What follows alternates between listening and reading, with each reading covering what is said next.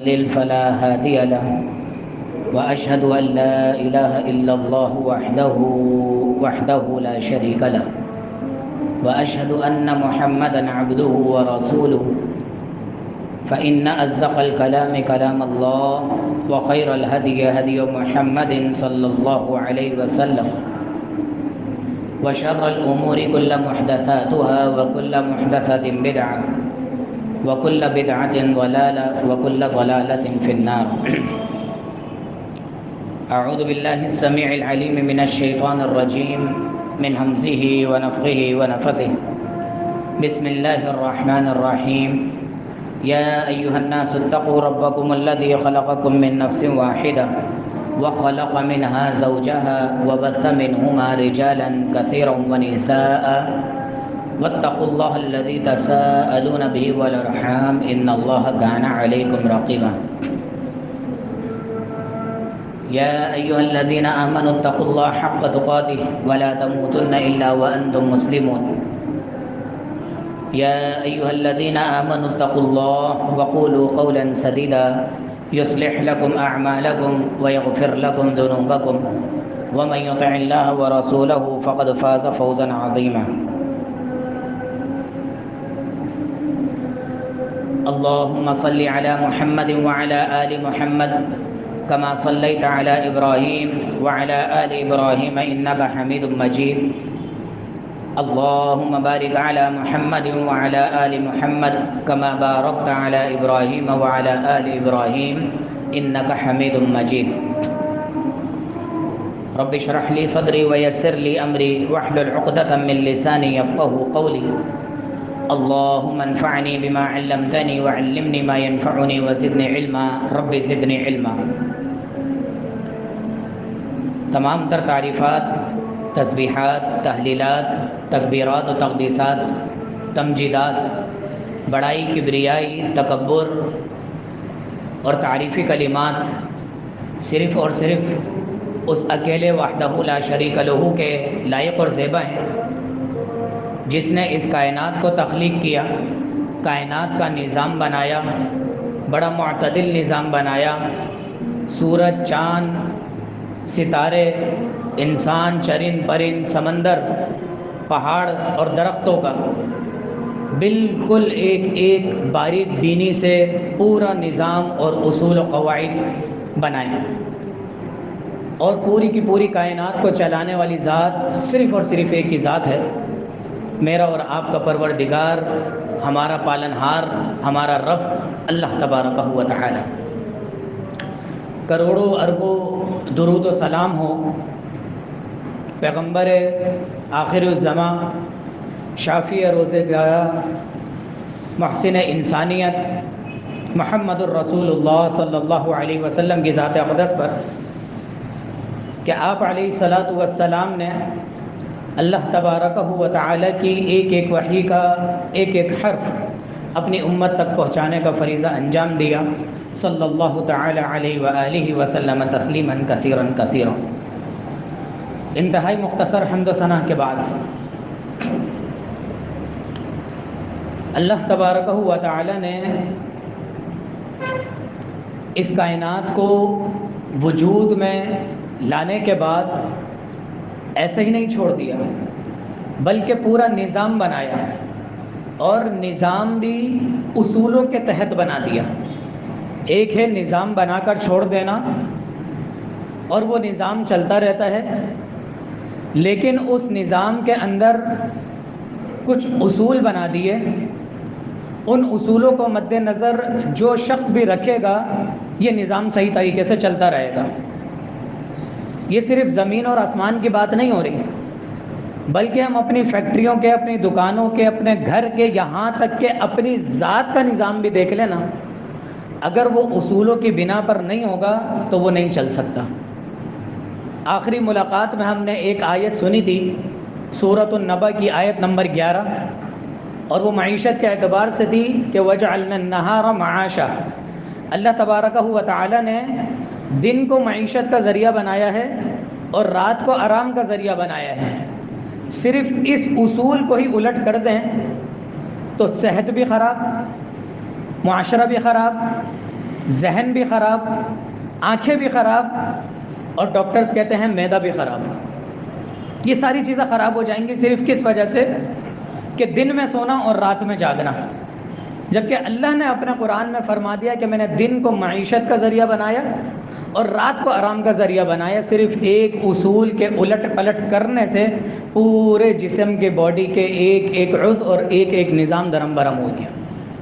تو پھر اس کائنات کیا اور کائنات کی مخلوقات کا کیا نظام اور اصول؟ ایک آیت ہم ہر جمعے سنتے ہیں، اللہ تعالی ہمیں توفیق دے کہ قرآن کی وہ آیتیں جو ہم ریگولر سنتے ہیں کم سے کم ان کا ترجمہ اور مختصر تفسیر پڑھنے کے اللہ تعالی ہمیں توفیق عطا فرما دے۔ وہ آیت کون سی ہے؟ چوتھا سپارہ ہے سورۃ النساء کی پہلی آیت۔ سورۃ النساء عورتوں کی سورت، عورتوں کے احکامات، اس کی پہلی آیت جو آپ ہر جمعے سنتے ہیں، اللہ تبارک و تعالی نے فرما دیا یا ایھا الناس اتقوا ربکم، اے لوگو اپنے رب سے ڈر جاؤ، پروردگار سے ڈر جاؤ، پالنے والے سے ڈر جاؤ، الذی، وہ ذات، یا ایھا الناس اتقوا ربکم الذی خلقکم من نفس واحدہ، جس نے تمہیں پیدا کیا ایک جان سے۔ ایک جان سے کیسے پیدا کیا؟ ہم تو دو جانیں جب ملتی ہیں تب پیدا ہوتے ہیں۔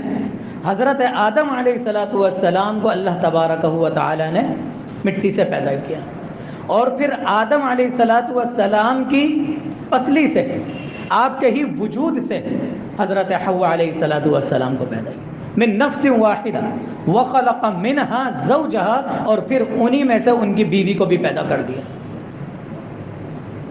وبث، اور پھر پھیلا دیا ہم نے دنیا میں، منہما، ان دونوں میں سے، رجالا کثیرا، کئی ایک مرد، ونساء، اور کئی عورتیں۔ اللہ تبارک و تعالی نے اس نظام کے تحت دونوں کو ملایا، اور اس ملاپ کے ذریعے کتنے مردوں کو پیدا کر دیا ہم نے دنیا میں، اور کتنی ہی عورتوں کو پیدا کر دیا اس دنیا میں۔ اس پر اختیار کس کا ہے؟ ہماری اور آپ کی عمریں گزر جاتی ہیں، یا اللہ بیٹا دے دے بیٹا دے دے، اللہ تعالیٰ بیٹیوں کی لائنیں لگا دیتا ہے۔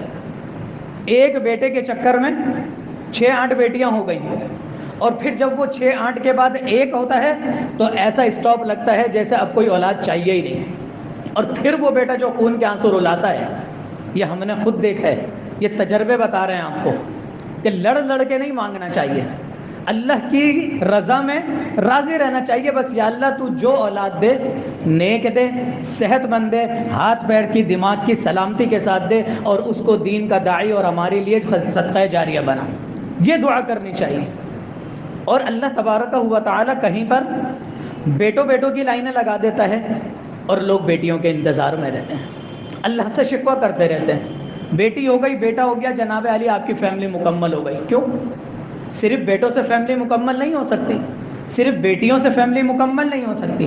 یہ ہماری دنیاوی عام طور پر معاشرے کے کفریہ جملے کفریہ جملے ہیں یہ، کہ بیٹا بیٹی آ گئے فیملی مکمل۔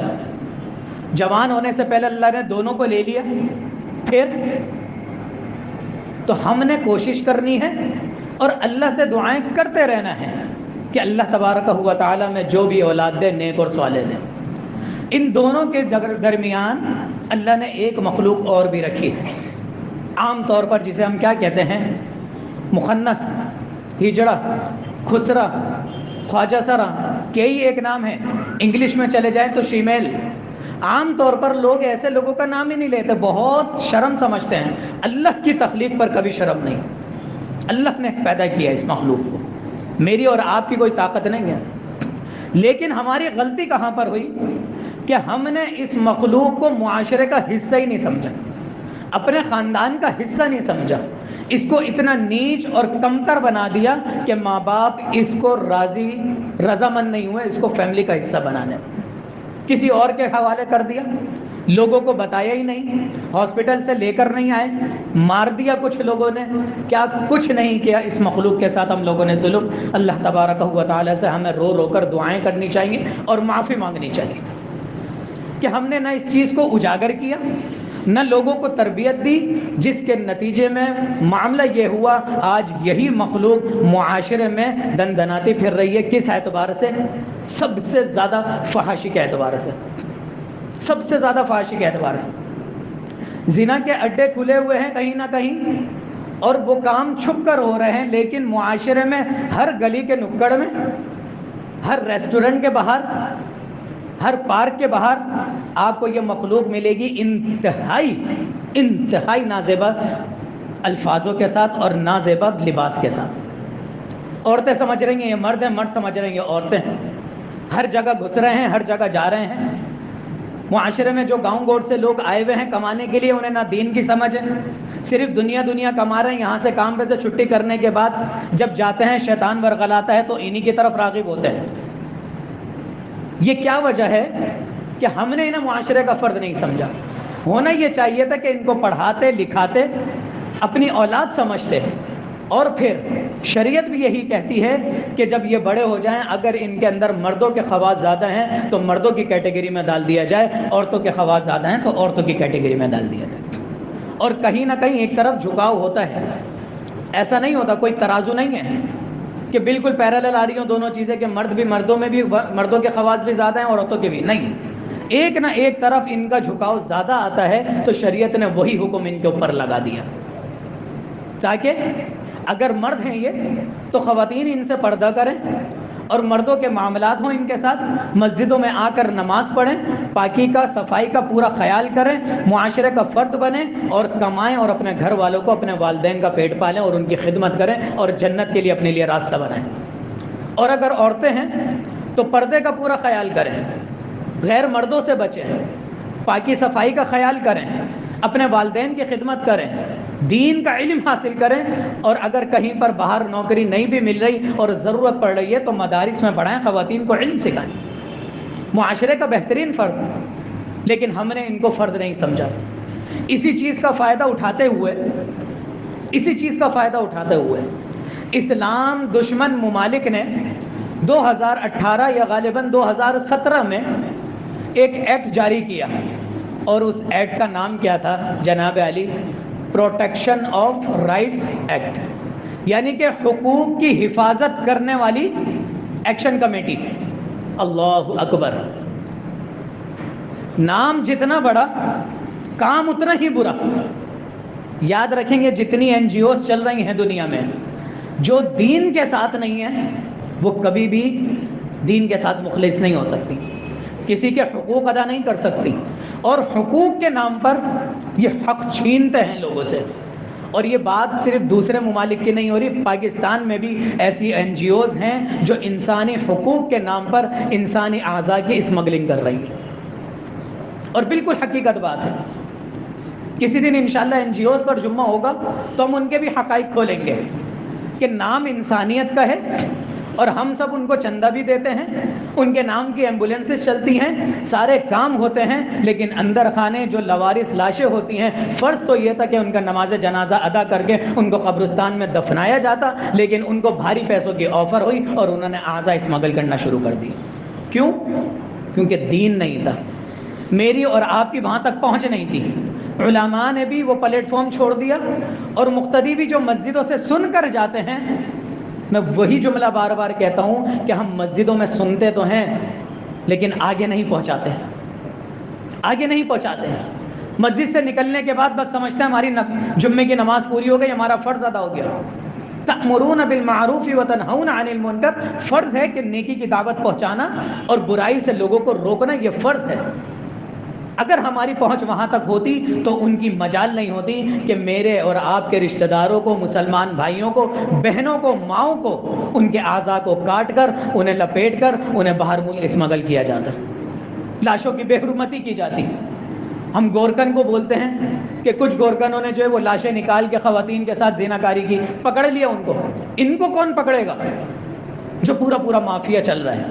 تو یاد رکھیں، کسی این جی او کے نام سے، کسی خدمت خلق کے نام سے، کسی ایکشن کمیٹی کے نام سے، کسی پروٹیکشن رائٹس کے نام سے دھوکے میں نہ آئیے گا۔ جب تک وہ دیندار کمیٹی نہیں ہے، دیندار ادارہ نہیں ہے، وہ کبھی بھی خدمت کا کام دین کے دائرے میں رہتے ہوئے کر ہی نہیں سکتا۔ اور پھر اس کی آڑ میں یہ آڑ تھی کہ خواجہ سراؤں کو ہم نے حقوق دینے ہیں. ایسے کون سے حقوق ہیں جو شریعت نے نہیں دیے اور آپ اس کے لیے ایکٹ بنا رہے ہیں اور آپ اس کے لیے شقیں بنا رہے ہیں؟ ایسا کچھ بھی نہیں ہے، صرف یہ تصویر کا ایک رخ ہے جو دکھایا جا رہا ہے. دوسری طرف معاملہ کیا ہوا، اس ایکٹ کی تیسری شق میں یہ لکھا ہوا ہے کہ جو کوئی بھی شخص اس میں نہ کوئی چھوٹا نہ کوئی بڑا، نہ مرد نہ عورت نہ بوڑھا نہ جوان، کوئی بھی شخص اگر اپنے اندر یہ محسوس کرتا ہے کہ میرے اندر کچھ ادائیں آ رہی ہیں، کوئی مرد یہ محسوس کر رہا ہے کہ میرے چال چلن عورتوں والے ہیں، بات کرنے کا انداز عورتوں والا ہے، تو بجائے اس کے کہ میں مردوں کی کیٹیگری میں جاؤں، میں عورتوں کی کیٹیگری میں چلے جاتا ہوں. اور اس کے لیے یہ آسانی کر دی کہ آپ نادرا کے آفس جائیں اور صرف یہ بتائیں کہ میں اندرونی طور پر، پوشیدہ طور پر اپنے آپ کو عورت محسوس کر رہا ہوں، وہاں پر آپ کا جینڈر تبدیل کر کے عورت لکھ دیا جائے گا. انا للہ و انا الیہ راجعون. نہ کوئی ہاسپٹل، نہ کوئی میڈیکل ڈپارٹمنٹ ایسا ہے کہ وہ اس کو چیک کرے، نہ کوئی عدالت ہے ایسی، نہ کوئی وکلاء ہیں کہ اس سے سوال جواب کریں، نہ کوئی ایسی ایکشن کمیٹی ہے کہ جو اس کو بٹھا کر اس کے خواص کو چیک کرے آیا یہ شخص بات سچ بھی کہہ رہا ہے یا جھوٹ کہہ رہا ہے.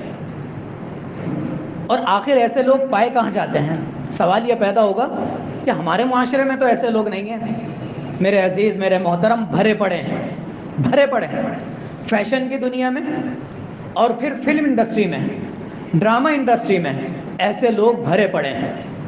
اور اس کے علاوہ، ان لوگوں کے علاوہ جتنے بھی بیوٹی پارلر چل رہے ہیں، جو خواتین کے میک اپ کرتے ہیں، میک اپ آرٹسٹ جن کو ہم کہتے ہیں، وہ صبح سے شام تک سالوں عورتوں کے ساتھ رہتے ہیں، عورتوں کے ارد گرد رہتے ہیں، ان کا مساج کرتے ہیں، ان کے میک اپ کرتے ہیں. ان کے اندر بات کرنے کا اسی طرح کا انداز آ جاتا ہے، ہاتھ یوں کر کے باتیں کرتے ہیں، زبان میں لچک آ جاتی ہے. اور پھر کچھ با پردہ خواتین بولتی ہیں نا کہ ہم تو ان سے میک اپ نہیں کروائیں گے، تو ان کے لیے یہ آسانی ہے کہ شناختی کارڈ دکھا دیں گے ہم تو عورت ہیں.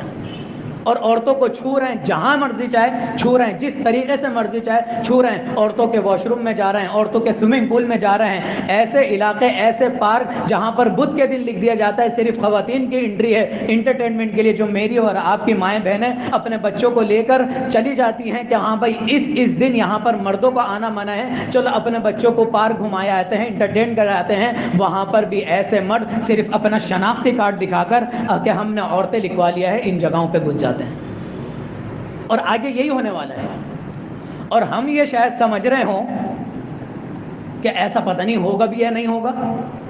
2018 سے لے کر 2021 تک آپ کی سوچ سے بالا تر ہے، 16,000 مردوں نے اپنے جینڈر چینج کروا کے عورتوں کے اندر اپنا نام لکھوا لیا.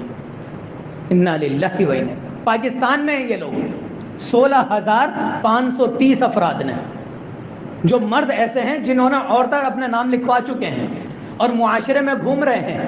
ہمیں نہیں پتا کہ بس میں بیٹھنے والا کوئی شخص ہمارے برابر میں مرد ہے یا عورت ہے، ہمیں نہیں معلوم. اور 12,154 غالباً یا 254 عورتوں نے اپنے آپ کو مرد لکھوا لیا. میرا جسم میری مرضی. اب سمجھ میں آیا یہ معاملہ؟ یہ صرف پردے کا معاملہ نہیں تھا کہ میرا جسم میری مرضی. ہم یہ سمجھ رہے تھے کہ صرف ان کو پردے سے چڑے. نہیں، میں اپنے جسم کو جس طریقے سے چاہوں استعمال کر لوں. مرد ہوں تو خواجہ سرا بن جاؤں، عورت ہوں تو خواجہ سرا بن جاؤں، خواجہ سرا ہوں تو مرد بن جاؤں یا عورت بن جاؤں، عورت ہوں تو مرد بن جاؤں اور مرد ہوں تو عورت بن جاؤں. آپ کی اپنی مرضی ہے. یہ شخص اللہ کی تخلیق پر راضی نہیں ہے. انا للہ و انا الیہ راجعون. عورتوں کی جگہ پہ چلے جاتے ہیں. اور پھر وہ عورتیں جنہیں آزادی چاہیے تھی، یہی معاشرے میں ہمارے یہاں ہو رہا تھا نا کہ میرا جو بھائی ہے وہ رات کو 12 بجے آ رہا ہے اور ابو امی اس کو کچھ نہیں کہہ رہے اور میں گھر میں بیٹھی ہوئی ہوں. یہی باتیں سننے کو مل رہی تھی ہمیں. جو فروری میں، مارچ میں عورت مارچ نکلتا ہے، اس میں زیادہ تر باتیں یہی سننے کو ملتی ہیں کہ مرد جائے اپنے دوستوں میں جائے، گیدرنگ میں جائے تو ابو امی منع نہیں کرتے، اور میں کہیں پر جاؤں تو مجھ پر پابندیاں ہیں. لڑکا اگر سگریٹ پیے تو کوئی مسئلہ نہیں ہے، چلو عادت بری ہے چھوٹ جائے گی. لڑکی اگر سگریٹ پی لے تو وہ بچلن ہو گئی. لڑکا اگر 4 لڑکیوں سے باتیں کر رہے تو اس کو سمجھا دیا جاتا ہے بیٹا ایسا نہیں کرو، اس کی شادی بھی ہو جاتی ہے. اور لڑکی اگر صرف ایک لڑکے سے بات کر لے تو زندگی بھر وہ کنواری بیٹھی رہتی ہے، اس پر چال چلن کا کلنک لگ جاتا ہے اور اس کے اوپر ایسا داغ لگتا ہے کہ کوئی اس کو اپناتا نہیں ہے. یہ ہماری غلطیاں تھیں کہ زنا کے معاملے میں اور گناہ کے معاملے میں ہم نے عورت اور مرد کا معیار بدل دیا. یہ ہماری غلطیاں تھیں، میرے اپنے گھر کی غلطیاں تھیں، آپ کے گھر کی غلطیاں تھیں، ہمارے معاشرے کی، ہمارے خاندان کی غلطیاں تھیں کہ مرد اگر غلطی کر رہے تو سمجھا بجھا کے بس بہلا لیا، اس کی غلطیوں کو چھپا دیا اور خاندان میں شادیاں بھی ہو رہی ہیں اس کی. اور عورت کی بیچاری سے ایک دفعہ کوئی غلطی ہو جائے تو وہ بات ایسے اچھلتی ہے، ایسے اچھلتی ہے کہ آسمان میں بادل کی طرح چھا جاتی ہے، پوری دنیا اس کو دیکھتی رہے. اور مرد کی غلطی کو مٹی میں دفنا دیا جاتا ہے. یہی وجہ تھی ہم نے ایک غلطی یہاں پر کی، اس کا نتیجہ یہ نکلا کہ وہاں پر عورتوں کا خون کھولا اور انہوں نے کچھ ماڈرن اور لبرل عورتوں کو جمع کیا اور اپنے حقوق کی حفاظت کے نام پر اسلام سے بیزاری کا اعلان کیا. تو ہم یہ سمجھ رہے تھے کہ یہ صرف پردے سے معاملہ ہے. نہیں، معاملہ یہ ہے کہ مرد عورت کی پہچان ہی نہ رہے. لڑکی آ رہی ہے 12 بجے گھر پہ اور اپنے کسی دوست کو لے کر آ رہی ہے، والدین منع کریں گے بیٹا آپ یہ کس کو لے کر آ رہی ہو؟ شناختی کارڈ دکھا دیا، میں تو مرد ہوں، میں تو لڑکا ہوں. ابو کا انتقال ہو گیا، وراثت کا معاملہ آ گیا، اب لڑکی کو اس کا حصہ ملنا ہے، لڑکے کو حصہ ملنا ہے. شناختی کارڈ دکھا دیا، میں تو مرد ہوں، مجھے پورا حصہ چاہیے، مردوں کے برابر ڈبل حصہ چاہیے. جہاں چاہیں گے پینٹ شرٹ پہن کے، بغیر پردے کا تو پھر حکم ہی لاگو نہیں ہوتا نا. جب مرد بن گئے تو پردے کا کوئی حکم ہی لاگو نہیں ہو سکتا. پھر آپ کچھ بھی کر لیں، آپ اس کو دوپٹہ بھی نہیں پہنا سکتے، آپ اس کو ہاف سلیوز ٹی شرٹ کا بھی منع نہیں کر سکتے. اور مسلمان معاشرے میں رہ رہے ہیں تو پھر مسجد میں آ کر پہلی صف میں نماز بھی پڑھو. اسلام سے بیزاریت ہے. اگر مرد ہو تو پھر پہلی صف میں آ کر نماز پڑھو، اور کوئی ٹچ کر رہے ہے تمہاری مرضی کے خلاف تو پھر دیکھو کیسی ادائیں نکل کر آتی ہیں. اور اپنی مرضی سے 4 لڑکوں سے بات ہو جائے گی لیکن میری مرضی کے بغیر کوئی مجھے دیکھے بھی نہیں. یہ ہے معاملہ، یہ ہے معاشرہ ہمارا. اور اس معاشرے کی حفاظت کس نے کی؟ میرے اور آپ کے پروردگار نے. ہم یہ بات اکثر سنتے ہیں کہ اللہ کی نظر میں اس دنیا کی اہمیت کتنی ہے، کتنی ہے؟ ایک مچھر کے پر کے برابر بھی نہیں ہے. لیکن اس کے باوجود اللہ نے یہ قوانین نکال دیے کہ عورتوں کے معاملات، ان کے خواص، ان کی کیٹیگری، ان کے دین پر چلنے کے طریقے، ان کا لائف اسٹائل بالکل الگ رکھ دیا. اور مردوں کے معاملات، ان کا لائف اسٹائل، ان کی زندگی گزارنے کا طریقہ، ان کی عبادت کی جگہیں، مردوں نے مسجد میں آ کر فرض نماز ادا کرنی ہے، ان کو بالکل علیحدہ کر دیا. ایک گھر میں مرد عورت رہ رہے ہیں اور بڑے بھائی کی شادی ہو جائے تو دیور کے سامنے بھابھی نہیں جا سکتی، جبکہ اب تو وہ اسی فیملی کا حصہ بن گئی. یہی تو کرتے ہیں نا ہم لوگ کہ اب تو ہماری بیٹی ہماری فیملی کا حصہ ہے، جناب علی پورا گھر سنبھالنا ہے. کیوں پورا گھر سنبھالنا ہے اس کو؟ وہ اپنا کمرہ دیکھے گی، اپنا کچن دیکھے گی، اپنے ہسبینڈ کو دیکھے گی. پورے گھر کی ذمہ داری اس کی ذمہ داری نہیں ہے. لیکن ہم یہ کہتے ہیں کہ جناب علی پورے گھر کی ذمہ داری ہے. نہیں، اس کو تو دیور کے بھی سامنے نہیں آنے ہیں، اس کو تو جیٹ کے سامنے بھی نہیں آنا ہے. مکمل طور پر سسر کے سامنے آئے گی، دوپٹہ اچھی طریقے سے باندھے گی. ہاں آپ کو والدین کی طرح عزت دے گی، گھر کا کھانا بنانا ہے بالکل دے گی، کوئی اور صاف صفائی ہے بالکل کرے گی. لیکن آپ اس کو نوکرانی سمجھ لیں، ایسا شریعت نے کہیں پر نہیں کہا. تو شریعت نے تو مرد اور عورت کے بالکل الگ قوانین بنا دیے. اور ہم اور آپ، یا ہمارا معاشرہ، ہمارا مسلمان ملک جو لا الہ الا اللہ محمد الرسول اللہ اللہ کے کلمے کی بنیاد پر بنا ہے، وہاں پر یہ قانون پاس ہونے کے لیے جا رہے ہیں اور ہمارے فرشتوں کو بھی خبر نہیں ہے، خبر ہی نہیں ہے. 4 سال سے یہ معاملہ چل رہا ہے، 5 سال سے، اور آج ہمارے سامنے آ رہے ہیں. وجہ کیا ہے؟ ہمارا کام صرف یہی رہ گیا ہے کہ صبح اٹھ گئے، کام پر آ گئے، بیوی بچوں کے پاس چلے گئے، سو گئے، نمازیں پڑھ لیں، یہ سمجھ لیا کہ ہمارا فرض پورا ہو گیا. نہیں، معاشرے میں جو شریعت کے قوانین کے خلاف جو کام ہو رہا ہے معاشرے میں، اس پر مجھے اور آپ کو نظر رکھنی پڑے گی. دشمن کے ہتھیار پر نظر رکھنی پڑے گی. پھر کہیں جا کر میری اور آپ کی نسلیں سدھر سکتی ہیں. اور اس سے ہوگا کیا؟ سب سے زیادہ جو معاملہ خراب ہے وہ یہ ہے کہ ایسے مرد جو عورتوں کی ذمہ داریاں نہیں اٹھا سکتے، عورتوں کو اپنے پاس نہیں رکھ سکتے، عورتوں کے نخرے برداشت نہیں کر سکتے، اور اپنے آپ کو گھر گھرستی اور بچوں کی ذمہ داریوں کی میں باندھ نہیں سکتے، لیکن جنسی مواد تو ان کے اندر ہے، جنسی خواہش تو ہے، تو اپنی جنسی خواہش وہ لڑکوں کے ساتھ پوری کرنا چاہتے ہیں، ان کے لیے سب سے بڑا راستہ کھل رہا ہے، سب سے بڑا راستہ کھل رہا ہے۔ اور نبی صلی اللہ علیہ وسلم نے آج سے 1400 سال پہلے اس کے بارے میں کیا حکم دیا؟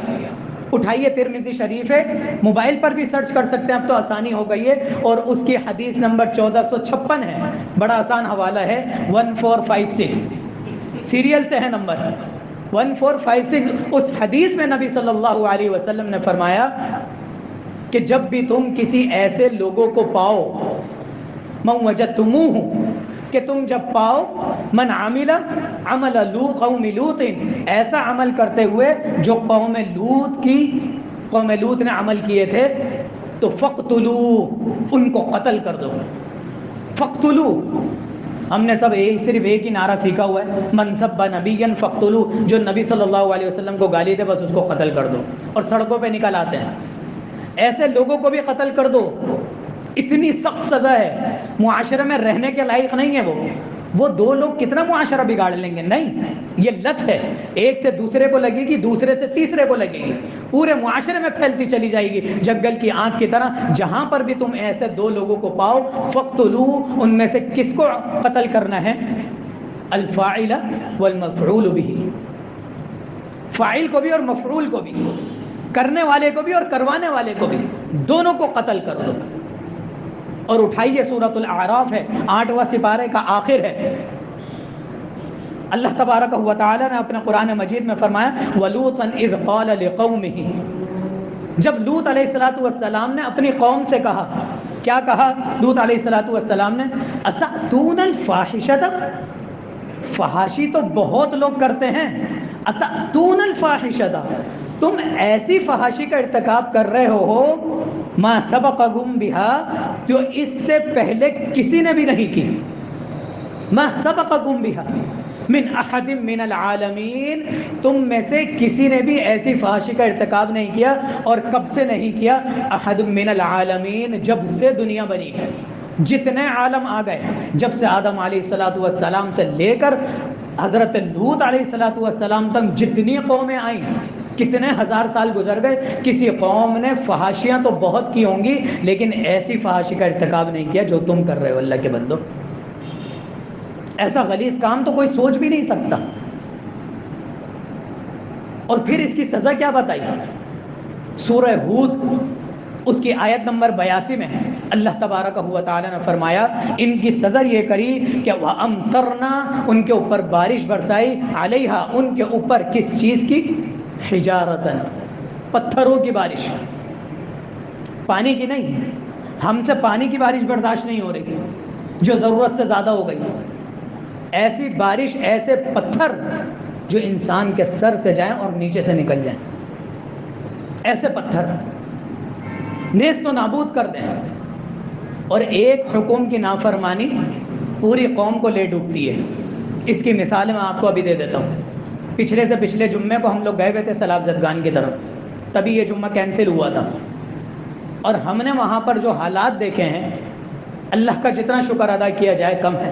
لیکن بات کیا پتہ چلی، ہم ایک ندی پہ سے گزرے تو وہاں کے بھائیوں نے یہ بتایا کہ یہ جو ندی آپ دیکھ رہے ہیں یہ ابھی 40 سے 50 فٹ کی ہے۔ کتنی ہے؟ 40 سے 50 فٹ کی۔ لیکن اس ندی کی جو ایکچوئل پیمائش ہے، جب یہ ندی تھی 300 فٹ کی پیمائش ہے اس ندی کی، جو نقشے میں بنی ہوئی ہے۔ کراچی کا بھی آپ نقشہ اٹھا کے دیکھیں گے نا پرانا، تو اتنے چوڑے چوڑے روڈ ہیں، یہ تو ساری قبضے کی جگہیں ہیں جو یہ روڈ بند کر دی ہے، اور پھر اس کی سزا ہمیں مل رہی ہے۔ تو انہوں نے فرمایا، بتایا انہوں نے کہ سائیڈوں سے لوگوں نے قبضہ کرتے گئے، اپنے گھر بناتے گئے، دکانیں بناتے گئے، یہاں تک کہ ندی کتنی رہ گئی؟ صرف 30 سے 40 فٹ۔ جس پانی کو گزرنے کے لیے 300 فٹ کی جگہ چاہیے تھی، جب اس پانی کو گزرنے کے لیے آپ صرف 30 سے 40 فٹ چھوڑ دیں گے جگہ، تو وہ پانی کہاں جائے گا؟ وہ بستی میں جائے گا اور پانی کو صرف بہنے کے لیے جگہ چاہیے، پھر وہ رکتا نہیں اگر باؤنڈری نہ ہو۔ اس کا تجربہ بھی آپ کر چکے ہوں گے۔ ایک پائپ ڈالیں بالٹی میں اور دوسرا پائپ ڈالیں دوسری بالٹی میں، پانی کو کھینچیں اور وہ جب پانی دوسری بالٹی میں ڈالیں گے تو وہ چلتا رہے گا۔ پتہ ہے نہیں بات، جو لوگ تھوڑی سی بھی سائنس جانتے ہیں یا جو لوگ پلمبر ہیں وہ یہ بات جانتے ہیں کہ صرف پانی کو بہاؤ کی تھوڑی سی جگہ چاہیے، پانی بہتا رہتا ہے جب تک ختم نہیں ہوتا، بہتا رہتا ہے۔ انہوں نے ندی کی کناریاں ہٹائیں اور جگہوں پہ قبضے کر لیے، دکانیں بنا لی، گھر بنا لی۔ آج حال یہ ہوا کہ پانی کو گزرنے کی جگہ نہیں ملی، وہ باؤنڈری ختم ہوئی، وہ پانی پورے کے پورے گاؤں کو، یہاں تک کہ آدھے آدھے شہر کو لے ڈوبا۔ اور کس قانون کی خلاف ورزی کی تھی کہ نبی صلی اللہ علیہ وسلم نے 1400 سال پہلے فرمایا تھا کہ جس شخص نے ایک بالش برابر بھی کسی زمین پر قبضہ کیا، اللہ تبارک و تعالی قیامت کے دن اس کو 7 زمینوں کے برابر طوق پہنائے گا۔ 7 زمینوں کے برابر اس کو سزا دی جائے گی۔ اور کتنی؟ ایک بالش، ایک بالش۔ ہم اور آپ اپنے گھر کے باہر فٹ پاتھ بھی نہیں بنا سکتے اگر ہماری ملکیت میں نہیں ہے، تھلا بھی نہیں بنا سکتے، کیا کچھ چل رہا ہے۔ تو اس کی قوم کو، پوری قوم کو سزا مل گئی۔ آج دیکھ لیں سندھ اور پنجاب اور بلوچستان کتنا کتنا ڈوبا ہوا ہے۔ اور یہی چیز ہے کہ قوم کے چند افراد یہ گناہ کریں گے، میں اور آپ خاموشی سے بیٹھے رہیں گے، صبح شام کام کاج کرتے رہیں گے، سوتے رہیں گے اور سمجھیں گے کہ ہم نے نمازیں پڑھ لی، اپنا حق ادا کر لیا۔ اس کا وبال پوری قوم پر اس طریقے سے آئے گا کہ پوری قوم کو اللہ تبارک و تعالیٰ نیست و نابود کر دے گا۔ اللہ تعالیٰ سے دعا ہے کہ اللہ تعالیٰ ہمارے اس ایکٹ کو جو قبول ہونے جا رہا ہے مکمل طور پر اس کو بچا لے، ہم سے ایسا کوئی کام لے لے جو ہم اس میں کرامت ثابت ہو جائیں، ہم سے اللہ تبارک و تعالیٰ دین کا کام لے لے۔ اقول قولی ھذا واستغفر اللہ لی ولکم ولسائر المسلمین انہ هو الغفور الرحیم۔